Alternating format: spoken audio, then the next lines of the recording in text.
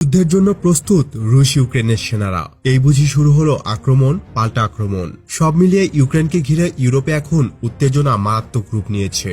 এ অবস্থায় কিছু সাধারণ প্রশ্ন ঘুরপাক খাচ্ছে।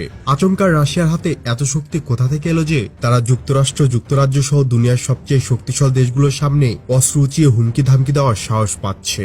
হঠাৎ রাশিয়ার ইউক্রেনের সীমানার কাছে এত সৈন্য সামন্ত জড়ো করার দরকার পড়ল কেন? এটা কি অতি সাম্প্রতিক ঘটনার জের, নাকি এর পেছনে ঐতিহাসিক পটভূমি কোনো কাজ করছে? পুতিন আসলে চাচ্ছেনটা কি? তিনি কি ইউক্রেনের কাছ থেকে ক্রিমিয়া ছিনিয়ে নেওয়ার পর এখন পুরো ইউক্রেনকে গিলে ফেলতে চাইছেন, নাকি এসব ভয়ভীতি দেখিয়ে পশ্চিমাদের কাছে থেকে নিজের চাওয়াগুলোকে পাওয়াতে পরিণত করার মতলবে আছেন? রুশ বাহিনী যদি সত্যি সত্যি ইউক্রেনে ঢুকে পড়ে, তাহলে ন্যাটো কি সে পরিস্থিতি সামাল দিতে পারবে? প্রত্যেকেই এই ধরনের প্রশ্নের জবাব খুঁজছেন। তো চলুন আজকের আয়োজনে এই সম্পর্কিত কিছু প্রশ্নের উত্তর খোঁজার চেষ্টা করি।